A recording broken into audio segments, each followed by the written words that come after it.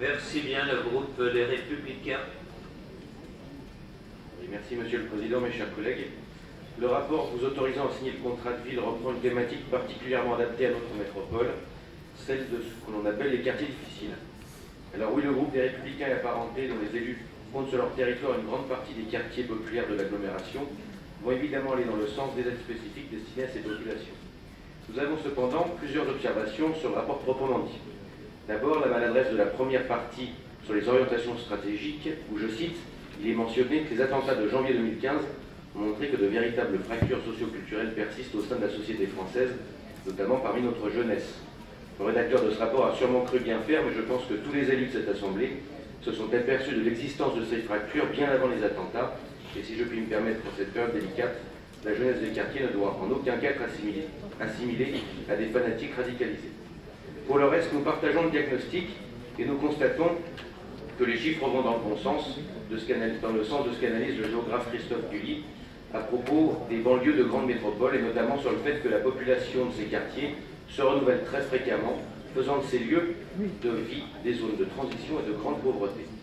C'est cette logique que le rapport se propose de combattre et nous ne pouvons que nous en satisfaire. Nous aurions cependant préféré que ce rapport parle davantage de politique de peuplement, de mixité sociale, de parcours du propriétaire et de dédensification.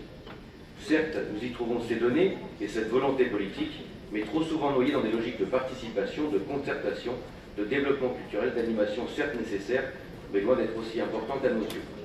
Le cœur du problème des quartiers est pour nous lié à l'urbanisme et a été victime dans certaines communes, il faut le dire, d'une forme de laisser-aller. On a préféré se perdre parfois en palabres et en concertation pour bloquer toute évolution vers davantage de mixité pour des raisons électorales assez inavouables. Dans ces quartiers, les habitants aiment certes participer au débat, mais ils préfèrent et ont besoin avant tout de faits, de résultats et d'actions. Nous attendions donc un rapport plus en adéquation avec la politique qui a pu être menée grâce au renouvellement urbain initié par Jean-Louis Borloo, mais les 140 pages se perdent parfois, hélas, un peu dans des grands principes pas forcément toujours opérationnels. Contrairement à ce qui est mentionné dans le rapport, nous ne considérons pas que la politique de la ville a permis d'améliorer partout la situation des quartiers prioritaires de façon spectaculaire, pour citer son introduction. Il existe certes des progrès, mais nous sommes encore à certains endroits loin du compte, et nous espérons vraiment que les négociations commune par commune permettront de donner un nouvel élan à la politique de la ville, et surtout que le passage à la métropole permettra une meilleure articulation entre politique d'urbanisme et politique sociale et éducative. Car à l'heure où 44% des moins de 25 ans des quartiers prioritaires n'ont aucun diplôme, comment peut-on ne pas comprendre qu'il faut concentrer tous nos efforts sur le décrochage au collège qui a des effets dramatiques? Lorsque je relis les programmes de certains candidats municipaux qui évoquent un revenu minimum étudiant, comment peut-on être aussi aveugle pour ignorer cette réalité cruelle qui veut que 66% des jeunes de moins de 25 ans n'ont pas le bac? Est-ce à dire que cette population doit être ignorée? Certainement pas. Heureusement, la priorité à la lutte contre les ruptures scolaires au collège est ici réaffirmée et facilitée par la structure même de la métropole. Dans des quartiers avec plus de 80% de logements sociaux, voire 100% sur 2 quartiers de ma commune, ce besoin est criant.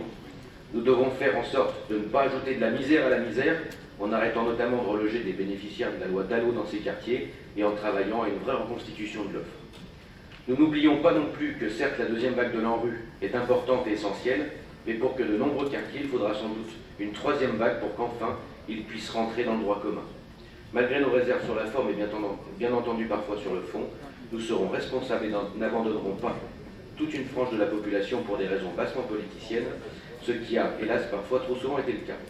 Alors oui, notre groupe votera ce rapport, car nous partageons le quotidien de ses habitants, de ces familles qui souffrent et ont besoin d'une action publique forte.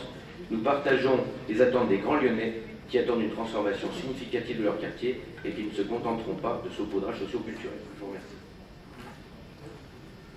Merci beaucoup, chers collègues.